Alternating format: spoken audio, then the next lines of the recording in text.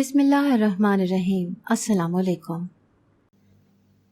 جب سے میں اس گھر میں آئی تھی میں نے خود کو کبھی بھی محفوظ نہیں سمجھا تھا۔ میں ہمیشہ اپنی ماں کے ہی دائیں بائیں رہتی تھی۔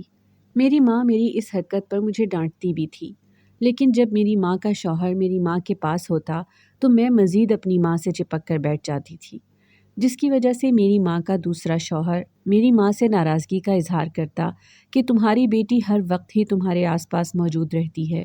اس طرح میری ماں مجھے کھیلنے کے لیے کمرے سے باہر بھیج دیتی، لیکن میں اپنی ماں کے پاس ہی رہنا چاہتی تھی۔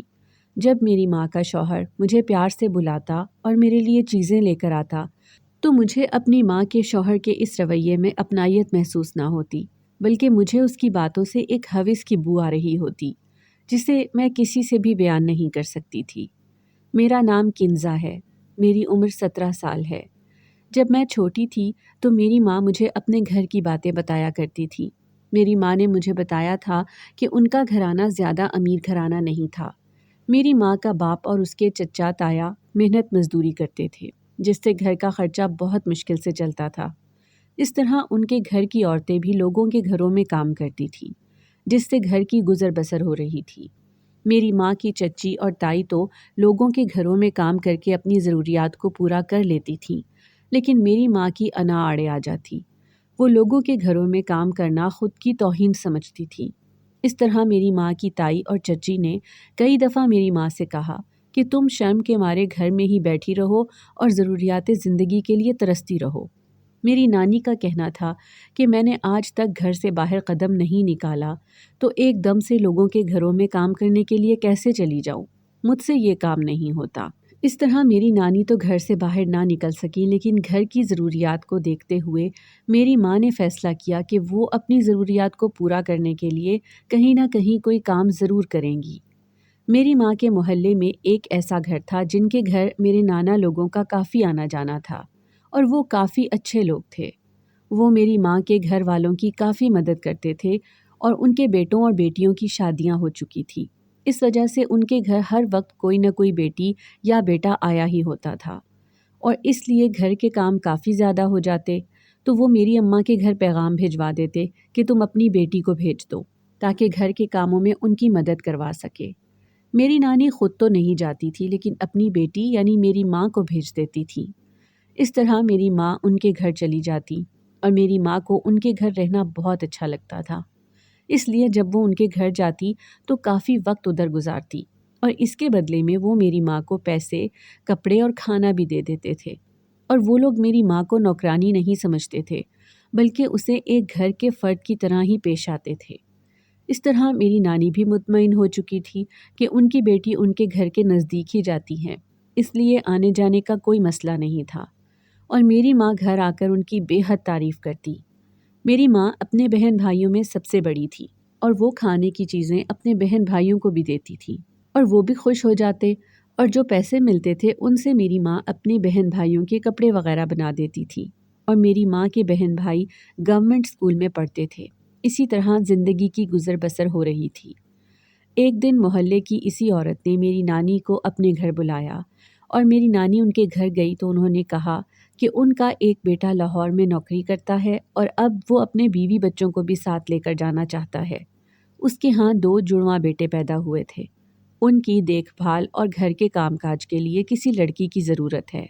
اگر تم چاہتی ہو تو تمہاری بیٹی کو ادھر بھیج دیتے ہیں۔ میری نانی نے یہ بات سنی تو خاموش ہو گئی اور سوچ میں پڑ گئی، کیونکہ ادھر تو وہ ایک ہی محلے میں کام کر کے روزانہ گھر آ جاتی تھی، اور اب وہ عورت دوسرے شہر جا کر کام کرنے کی بات کر رہی تھی۔ میری نانی نے اس عورت سے کہا کہ میں نے اپنی بیٹی کو آپ کے گھر کے علاوہ اور کہیں نہیں بھیجا، اور اب اکیلی لڑکی کو دوسرے شہر کیسے بھیج دوں؟ اس عورت نے کہا کہ وہ دوسرے شہر میں اکیلی نہیں ہوگی، میری بہو اور بیٹا بھی ساتھ ہی ہوں گے اور وہ اس کا اچھے طریقے سے خیال رکھیں گے۔ لیکن میری نانی نہیں مان رہی تھی۔ آخر کار اس عورت نے میری نانی سے کہا کہ اگر تمہاری بیٹی ادھر کام کرے گی تو میرا بیٹا اور بہو اسے 30,000 ہر مہینے کے دیں گے۔ میری نانی نے جب اتنے زیادہ پیسوں کی بات سنی تو ایک پل کے لیے سوچنے لگی اور کہنے لگی، میں گھر جا کر اس کے ابا سے بات کروں گی، پھر آپ کو بتا دوں گی۔ اس طرح گھر آ کر نانی نے نانا سے ڈر ڈر کر بات کی تھی، کیونکہ نانی کا خیال تھا کہ ان کا شوہر اپنی بیٹی کو دوسرے شہر جا کر کام ہرگز نہیں کرنے دے گا۔ لیکن جب میرے نانا نے کہا کہ اگر ہم اپنی بیٹی کو ادھر بھیج دیں تو کوئی حرج نہیں، کیونکہ ہمیں ہر مہینے 30,000 ملیں گے اور ہماری بیٹی کا ادھر کوئی خرچہ بھی نہیں ہوگا، کیونکہ اس کے کھانے پینے کی اور کپڑوں کی ذمہ داری تو انہی کی ہوگی، اس طرح ہمیں فائدہ ہی ہوگا۔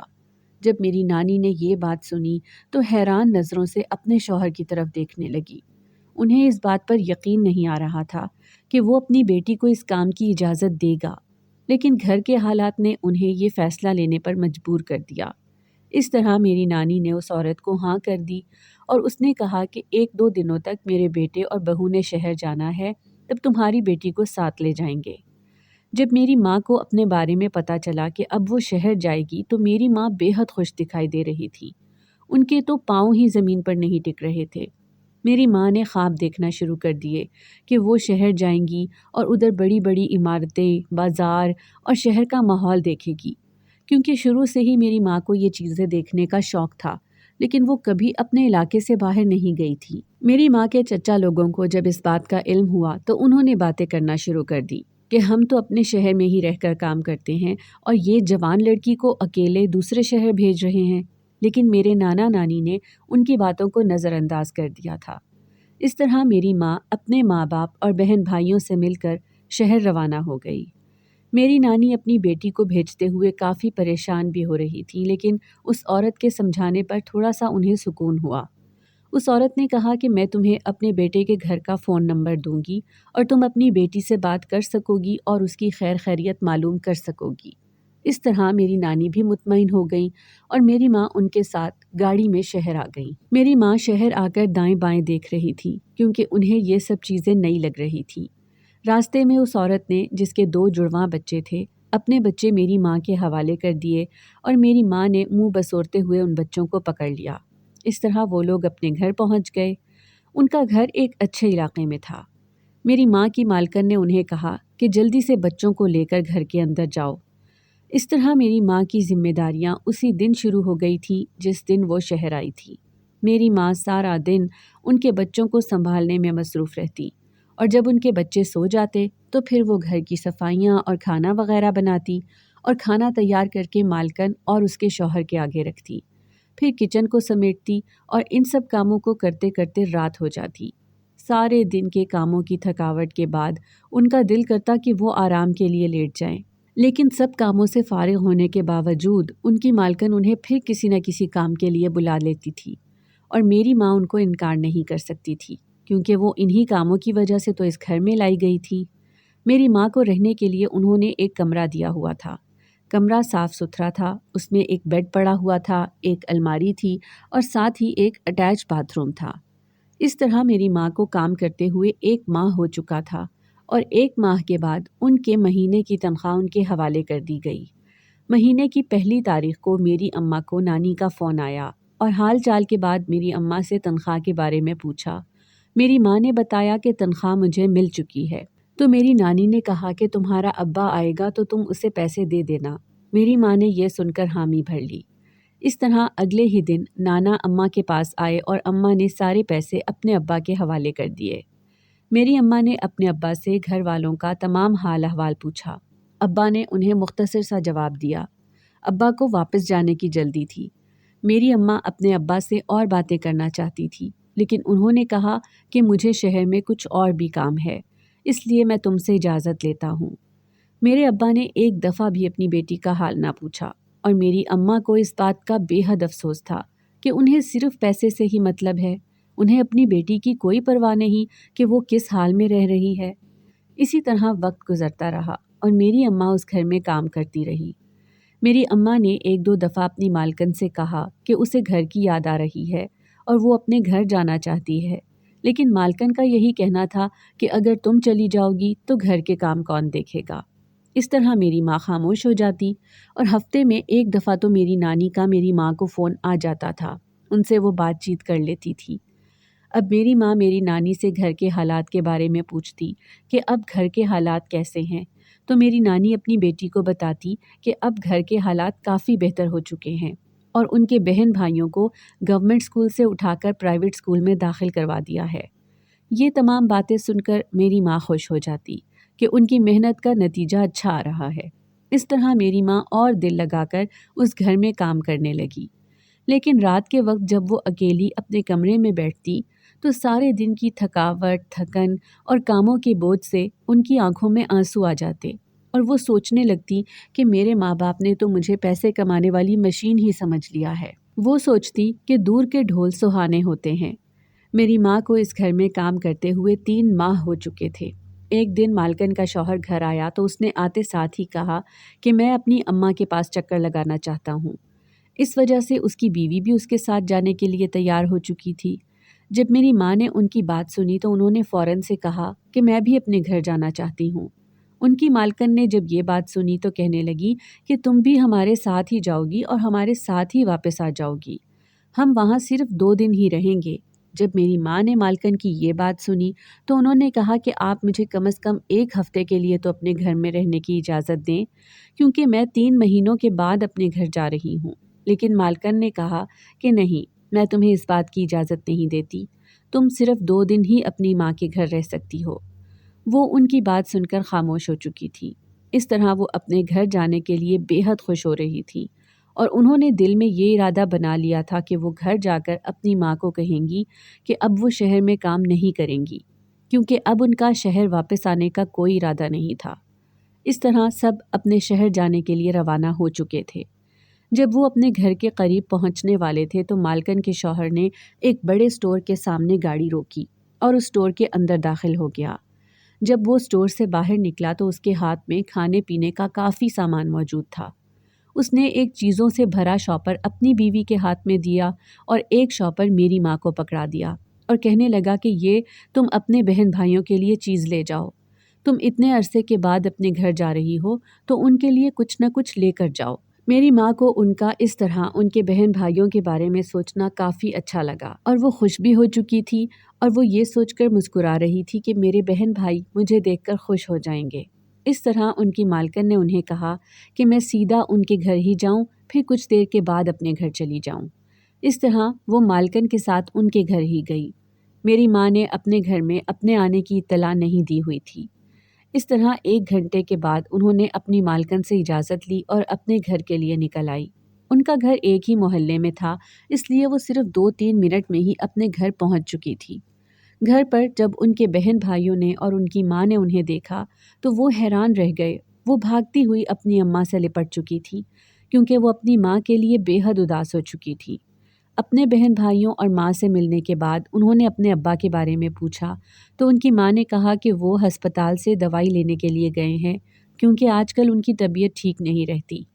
میری ماں نے جب اپنے ابا کی طبیعت کے بارے میں سنا تو پریشانی سے پوچھا کہ ان کی طبیعت کو کیا ہوا ہے۔ ان کی ماں نے کہا کہ پتہ نہیں، 15 دنوں سے انہیں بخار ہو جاتا ہے اور اب وہ پہلے سے زیادہ کمزور ہو چکے ہیں۔ اس طرح کچھ دیر انتظار کے بعد ابا بھی گھر آ چکے تھے۔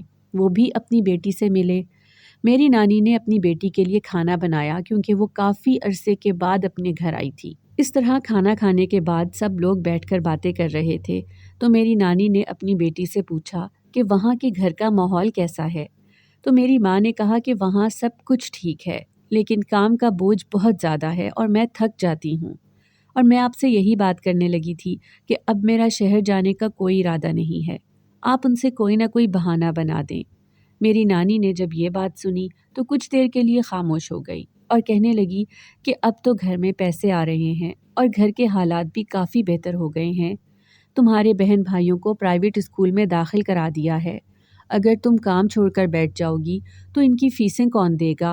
اور تمہارا باپ پہلے سے بھی زیادہ کمزور ہو چکا ہے، اس کی دوائی وغیرہ کا خرچہ کون اٹھائے گا؟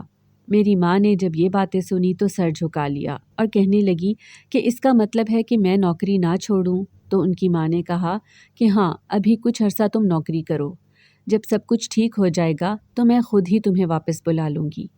اس طرح میری ماں 2 دن اپنے گھر میں رہی۔ 2 دن کے بعد وہ اپنی مالکن کے ساتھ شہر واپس آ چکی تھی اور دوبارہ سے وہی روٹین شروع ہو چکی تھی۔ شہر میں مالکن کی ایک سہیلی تھی جو اکثر مالکن کے گھر پر آتی تھی اور وہ میری بے حد تعریف کرتی کہ تمہاری کام والی تو بے حد اچھی ہے جو تمہارے گھر کو سنبھالے ہوئے ہے، مجھے بھی ایسی ہی کسی کام والی کی ضرورت ہے جو میرے گھر کے سارے انتظامات کو دیکھ سکے۔ میری مالکن جب یہ بات سنتی تو کہتی کہ یہ واقعی میں ہی سارے کام بہت اچھے طریقے سے کر لیتی ہے۔ اس طرح ان کی سہیلی کو جب بھی گھر میں کام کی ضرورت ہوتی تو وہ میری ماں کو اپنے گھر بلوا لیتی۔ ان کے گھر میں کافی ملازم تھے۔ میری ماں جب ان کے گھر جاتی تو ان کے گھر کا ڈرائیور میری ماں کو لانے اور لے جانے کی ذمہ داری اٹھاتا۔ میری ماں نے کافی دفعہ یہ محسوس کیا تھا کہ وہ ڈرائیور کافی غور سے میری ماں کو دیکھتا ہے۔ کئی دفعہ تو اس نے بات کرنے کی بھی کوشش کی، لیکن میری ماں نے کبھی بھی اس کی حوصلہ افزائی نہ کی۔ ایک دن وہ میری ماں کو چھوڑنے کے لیے گھر جا رہا تھا کہ اس نے راستے میں میری ماں سے کہا کہ وہ انہیں پسند کرتا ہے اور ان سے شادی کرنا چاہتا ہے۔ میری ماں نے جب اس کے منہ سے یہ الفاظ سنے تو میری ماں نے اسے جھڑکا کہ میں اپنی مالکن کو تمہارے بارے میں بتا دوں گی، لیکن اس نے کہا کہ وہ سچ میں اس سے شادی کرنا چاہتا ہے۔ اس طرح میری ماں اس ڈرائیور کی باتوں میں آ گئی، اور جب بھی وہ میری ماں کو لینے کے لیے جاتا تو میری ماں اور ڈرائیور کئی گھنٹے پارک میں بیٹھ کر باتیں کرتے۔ اس طرح ان کی محبت آہستہ آہستہ پروان چڑھتی گئی۔ میری ماں اس وقت اپنے گھر کے بارے میں بالکل بھول چکی تھی کہ اگر گھر والوں کو ان کی محبت کے بارے میں معلوم ہوا تو وہ ان کے ساتھ کیا سلوک کریں گے۔ جب میری ماں کی مالکن کو یہ معلوم ہونے لگا کہ میری ماں آنے جانے میں کافی وقت لگاتی ہیں تو انہوں نے اپنی سہیلی سے اس بارے میں معلوم کیا۔ ان کی سہیلی نے تمام حالات پر غور کیا اور بتایا کہ ان کی نوکرانی ان کے گھر کے ڈرائیور کے عشق میں مبتلا ہے۔ جب میری ماں کی مالکن کو اس بات کا علم ہوا تو وہ میری ماں سے بے حد ناراض ہوئی اور کہنے لگی کہ اب میں تمہاری ذمہ داری نہیں اٹھا سکتی، کیونکہ کل کو تم کوئی ایسا ویسا قدم اٹھا لو گی تو ہم تمہارے والدین کو کیا جواب دیں گے۔ انہوں نے میری ماں سے کہا کہ وہ اپنے شہر واپس چلی جائے۔ میری ماں اب اپنے شہر واپس نہیں جانا چاہتی تھی، کیونکہ اب وہ اسی شہر میں رہ کر شادی کرنا چاہتی تھی۔ لیکن مالکن نے تمام بات میری نانی کو بتا دی، جس کی وجہ سے میری نانی نے میری ماں کو بے حد ڈانٹا اور اپنے شہر واپس بلا لیا۔ میری نانی کو یہ خطرہ لاحق ہو چکا تھا کہ ان کی بیٹی کوئی غلط قدم نہ اٹھا لے، اس لیے وہ جلد از جلد اپنی بیٹی کی شادی کرنا چاہتی تھی۔ میری ماں نے کئی دفعہ اپنی ماں سے کہا کہ وہ وہیں شادی پر راضی ہو جائے جہاں وہ چاہتی ہیں، لیکن میری نانی نے اس بات پر حامی نہ بھری اور میری ماں کو سختی سے منع کیا کہ وہ اس بات کا ذکر دوبارہ سے نہ کریں، کیونکہ گھر میں دوسرے چھوٹے بہن بھائی بھی ہیں اور ان کا باپ بھی بیمار ہے۔ اس لیے میری ماں نے خاموشی سے اپنی ماں کی بات مان لی۔ اس طرح چند ہی مہینوں میں میری ماں کا نکاح ہو چکا تھا اور وہ رخصت ہو کر اپنے سسرال چلی گئی تھی۔ میری ماں کا سسرال کوئی زیادہ امیر نہیں تھا، وہ بھی ویسے ہی لوگ تھے جیسی میری ماں کے والدین تھے۔ سارے خاندان والے اس بات پر حیران تھے کہ اچانک سے لڑکی کو شہر سے بلا لیا اور 2 ماہ کے اندر ہی اس کا نکاح کر دیا تھا۔ میری ماں اپنی شادی شدہ زندگی کو اچھے طریقے سے گزارنے کی کوشش کر رہی تھی، لیکن وہ اپنے دل سے اپنی پہلی محبت کو نہیں بھلا سکی تھی۔ حالانکہ ان کے شوہر بھی اچھے انسان تھے اور میری ماں سے بے حد محبت کرنے والے تھے۔ وہ تعمیراتی کاموں کے ٹھیکے لیتے تھے، اس لیے ان کے گھر میں کسی بھی چیز کی کوئی کمی نہ تھی۔ میری نانی میری ماں سے کہتی کہ خدا کا شکر ادا کرو کہ تمہاری شادی ایک اچھے گھر میں ہو چکی ہے۔ آہستہ آہستہ وقت گزرتا گیا اور میری اپنی ماں کے گھر پیدائش ہوئی۔ میری ماں آہستہ آہستہ مجھ میں مصروف ہو چکی تھی اور ان کا زیادہ تر وقت میرے کاموں میں ہی گزرتا تھا، اس لیے وہ اپنی گزری ہوئی باتوں کو بھولنے میں کامیاب ہو چکی تھی۔ اور ویسے بھی ان کا خیال تھا کہ جب ان کی شادی ہو چکی ہے تو اب وہ کسی غیر محرم کے بارے میں سوچ کر خدا کو ناراض نہیں کر سکتی۔ وہ اپنی شادی شدہ زندگی کو ہی اچھے طریقے سے گزارنے کی کوشش کر رہی تھی، لیکن خدا کو کچھ اور ہی منظور تھا۔ ان کی زندگی نے ایک دم سے ایسا پلٹا کھایا کہ وہ خود حیران ہو چکی تھی کہ ان کے ساتھ کیا ہو گیا ہے۔ میرا باپ کام چیک کرنے کے لیے اس جگہ پر گیا جہاں پر انہوں نے تعمیراتی کام شروع کیا ہوا تھا۔ اچانک وہاں اوپر سے کوئی چیز آ کر میرے باپ کے سر پر لگی، اس کی وجہ سے ان کے دماغ میں چوٹ لگی اور وہ بے ہوش ہو گئے تھے۔ وہاں پر کام کرنے والے مزدور انہیں ہسپتال لے کر چلے گئے۔ ہسپتال والوں نے گھر پر آ کر اطلاع دی۔ تمام گھر والے ان کے پیچھے ہسپتال گئے، لیکن ان کے مردہ جسم کو لے کر گھر آئے۔ میری ماں پر یہ خبر پہاڑ بن کر گزری اور وہ سوچنے لگی کہ اب تو وہ اپنی زندگی میں صحیح طریقے سے سیٹ ہوئی تھی اور ابھی ان کی زندگی انہیں دھوکہ دے چکی تھی۔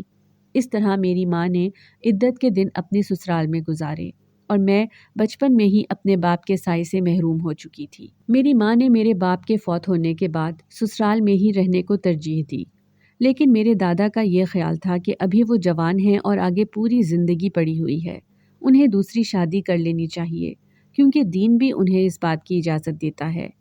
میری ماں نے جب یہ بات سنی تو وہ ہرگز بھی دوسری شادی کرنے پر تیار نہیں تھی، لیکن میری نانی اور میری ماں کے سسرال والوں کا یہی خیال تھا کہ انہیں دوسری شادی کر لینی چاہیے۔ اس طرح تمام لوگوں کے اصرار پر میری ماں نے اس بات پر رضامندی دے دی، کیونکہ آگے پوری زندگی وہ اکیلے نہیں گزار سکتی تھی۔ تمام لوگوں کی کوششوں سے میری ماں کی دوسری شادی کر دی گئی۔ میری ماں کی جس جگہ دوسری شادی ہوئی تھی وہ کافی دور شہر تھا۔ میری ماں اتنی دور جانے پر پریشان ہو رہی تھی، لیکن سب نے کہا کہ وہ 3 مہینے یا 4 مہینوں کے بعد چکر لگا لیا کریں گے۔ اس طرح میں اپنی ماں کے زیادہ قریب رہنے لگی۔ جب میری ماں کی دوسری شادی ہوئی تو میں ہر وقت اپنی ماں کے ہی قریب بیٹھی رہتی، اور میرا سوتیلا باپ میری ماں سے اس بات پر اعتراض کرتا کہ تمہاری بیٹی ہر وقت تمہارے پاس ہی بیٹھی رہتی ہے، میں تمہارے ساتھ کوئی بھی وقت نہیں گزار سکتا۔ اس طرح میری ماں مجھے بہلا کر کمرے سے باہر بھیج دیتی، لیکن میں اپنی ماں کو چھوڑ کر نہیں جانا چاہتی تھی، کیونکہ میرے باپ کی وفات کے بعد میں احساس کمتری کا شکار ہو چکی تھی۔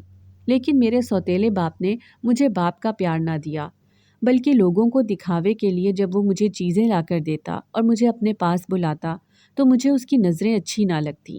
اس وقت میری عمر 5 سے 6 سال تھی، لیکن اس وقت بھی میں ان نظروں کا مفہوم سمجھ چکی تھی، لیکن میں اس بات کا ذکر اپنی ماں سے نہیں کر سکتی تھی۔ اسی طرح وقت گزرتا رہا اور میں جوان ہو گئی، لیکن اب میں بہت زیادہ پریشان رہنے لگی تھی، کیونکہ میرا سوتیلا باپ جب مجھے اکیلی کو دیکھتا میرے پاس بیٹھ جاتا اور مجھ سے باتیں کرنے لگتا، اور اس کی باتیں بے حد عجیب ہوتی تھیں، اور میں نے کئی بار کوشش کی کہ میں اس کے بارے میں اپنی ماں کو بتا سکوں، لیکن مجھ میں یہ حوصلہ نہیں پیدا ہوتا تھا کہ میں اپنی ماں کو کیسے بتاؤں، کیونکہ میری ماں تو اپنے پہلے شوہر کے بعد دوسری شادی شدہ زندگی گزار رہی تھی۔ اگر انہیں اس بارے میں معلوم ہوتا تو ان کا یہ رشتہ بھی خطرے میں پڑ جانا تھا۔ میری ماں نے مجھے سلائی کڑھائی کا کام سیکھنے کے لیے محلے میں ایک گھر میں بھیجنا شروع کر دیا تھا۔ میں اسی گھر میں جاتی تھی اور وہ عورت مجھ سے نہایت ہی محبت اور شفقت سے پیش آتی تھی۔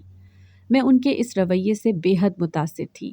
اس طرح ایک دن میری ماں کو اطلاع ملی کہ میری نانی کی طبیعت بے حد خراب ہے، اور انہوں نے اس خواہش کا اظہار کیا تھا کہ وہ اپنی بیٹی سے ملنا چاہتی ہیں، کیونکہ میری ماں کا باپ یعنی میرے نانا تو میری ماں کی شادی کے کچھ عرصے بعد ہی وفات پا چکے تھے، اور میری ماں اپنی والدہ کی بیماری کا سن کر بے حد پریشان ہو چکی تھی۔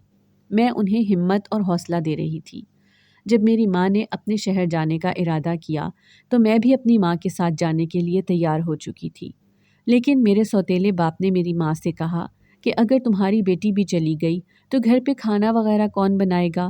مجھے تو باہر کے کھانے کھانے کی کوئی عادت نہیں ہے۔ میری ماں نے جب یہ بات سنی تو سوچ میں پڑ گئی۔ انہوں نے کہا کہ ٹھیک ہے، میں اکیلی ہی چلی جاتی ہوں، میری بیٹی گھر میں رہے گی اور آپ کو کھانا وغیرہ بنا کر دے گی، کیونکہ یہ کوئی 1 یا 2 دن کی بات نہیں تھی۔ میری ماں نے کم از کم 1 ہفتہ یا 2 ہفتے اپنے میکے میں گزارنے کا ارادہ کیا ہوا تھا۔ میں اپنی ماں کے بغیر اکیلے نہیں رہنا چاہتی تھی، لیکن میری ماں نے مجھے سمجھایا کہ اگر میں تمہیں ساتھ لے گئی تو میرا شوہر مجھے باتیں سنائے گا اور میرا جینا حرام کر دے گا، اس لیے میری بات مان لو۔ اس طرح میں نہ چاہتے ہوئے بھی اپنی ماں کو اکیلے ہی بھیج دیا اور خود گھر پر ہی رہی، لیکن میں اکیلے اپنے سوتیلے باپ کے ساتھ اس گھر میں رہنے سے ڈر رہی تھی۔ میں نے دل میں یہ ارادہ بنایا کہ میں کھانا وغیرہ تیار کرنے کے بعد اپنے کمرے میں ہی زیادہ وقت گزاروں گی، یا محلے میں اس گھر میں چلی جاؤں گی جہاں میں سلائی کا کام سیکھ رہی تھی۔ میری ماں نے مجھے بے شمار ہدایات دی اور وہ اپنی ماں کے پاس جانے کے لیے روانہ ہو چکی تھی، اور میں خود کی حفاظت کے لیے دعائیں پڑھ رہی تھی۔ میرا سوتیلا باپ ہر وقت گھر پر ہی موجود رہنے لگا۔ وہ ہر وقت مجھے عجیب نظروں سے دیکھتا۔ میں ان کے لیے کھانا وغیرہ تیار کرنے کے بعد اپنے کمرے میں آ جاتی اور کمرے کا دروازہ اندر سے اچھی طرح سے بند کر لیتی تھی۔ رات کو بھی میں ٹھیک طرح سے سو نہیں پاتی تھی، اور میں دل میں مختلف دعاؤں کا ورد کرتی رہتی۔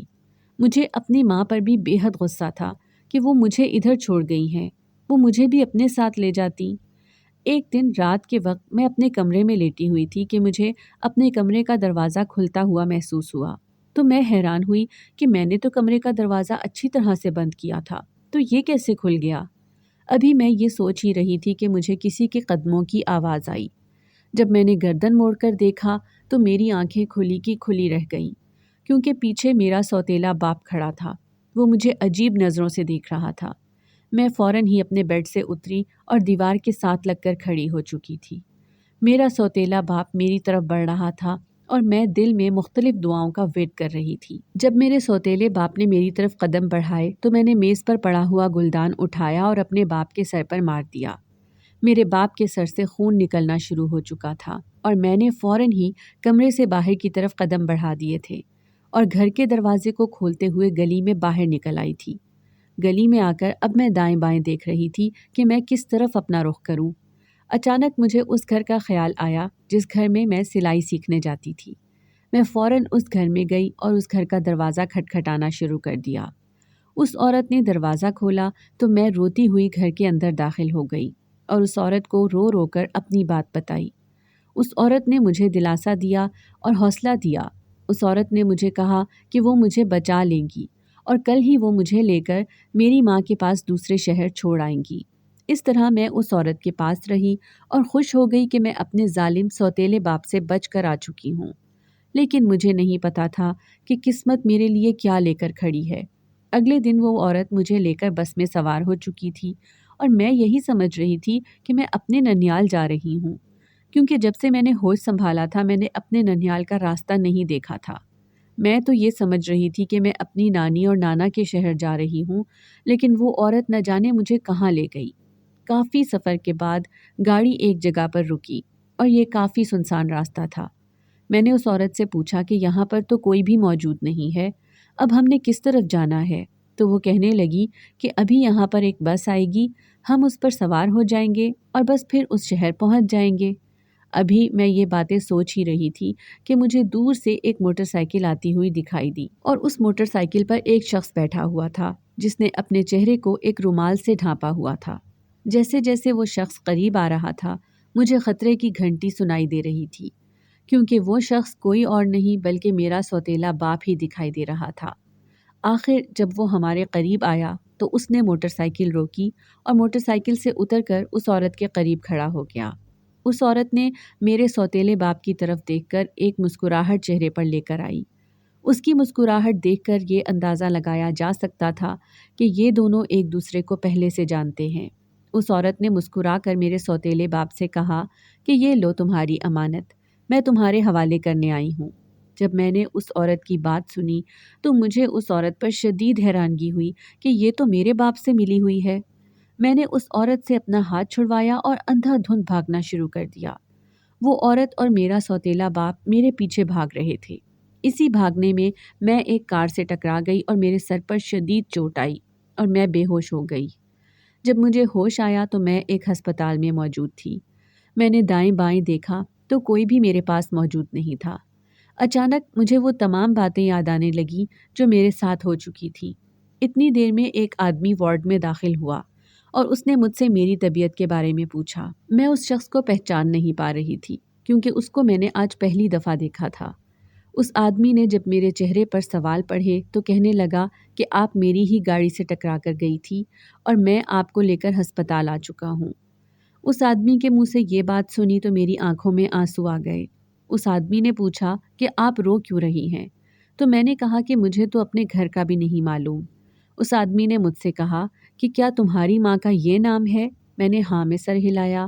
اس نے مجھے میری نانی کا نام بتایا اور مجھے وہ ساری باتیں بتائیں جو میری ماں کے متعلق تھی۔ میں حیران ہو رہی تھی کہ یہ شخص میری ماں کو کیسے جانتا ہے، تو کہنے لگا کہ تمہیں پریشان ہونے کی کوئی ضرورت نہیں ہے، میں تمہارے گھر اطلاع دے دوں گا۔ میں نے اس آدمی سے پوچھا کہ آپ کو کیسے معلوم ہوا کہ میں اپنی ماں کی بیٹی ہوں؟ تو کہنے لگا کہ تمہاری شکل تمہاری ماں سے بے حد ملتی ہے، میں تمہیں پہلے ہی نظر میں پہچان چکا تھا کہ تمہارا اس عورت سے کوئی نہ کوئی ضرور تعلق ہے۔ اس طرح اس آدمی نے میری نانی کے گھر فون پر اطلاع دی۔ میری ماں نے جب میرے متعلق یہ خبر سنی تو دوڑتی ہوئی میرے پاس آئی اور میں نے انہیں سارا واقعہ بیان کیا تو وہ بے حد حیران ہوئی اور مجھ سے معافی مانگنے لگی کہ میں نے تمہیں اس شخص کے حوالے کر دیا تھا۔ اس طرح میری ماں نے اپنے دوسرے شوہر سے طلاق لے لی، اور جب میں نے ان سے اس شخص کے بارے میں پوچھا تو انہوں نے کہا کہ جب وہ شہر میں نوکری کرتی تھی تو یہی وہ شخص تھا جو مجھے پسند کرتا تھا اور مجھ سے شادی کرنا چاہتا تھا۔ اس کے بعد اس شخص نے میری ماں کا اور میرا بے حد خیال رکھا۔ اس شخص نے میری ماں سے اپنے بیٹے کے لیے میرا رشتہ مانگ لیا۔ اس کا خیال تھا کہ وہ دونوں تو اس بندھن میں نہیں بندھ سکے تو اپنی اولادوں کو ہی اس بندھن میں باندھ دیتے ہیں۔ میری ماں نے اس رشتے کے لیے ہاں کر دی، اور میں بھی اپنی ماں کے فیصلے پر اعتراض نہیں کرنا چاہتی تھی، اس لیے ان کی ہاں میں ہاں ملا دی۔ اگر آپ کو ہماری آج کی کہانی پسند آئی ہے تو اسے لائک کریں، شیئر کریں اور چینل کو سبسکرائب کرنا مت بھولیے گا۔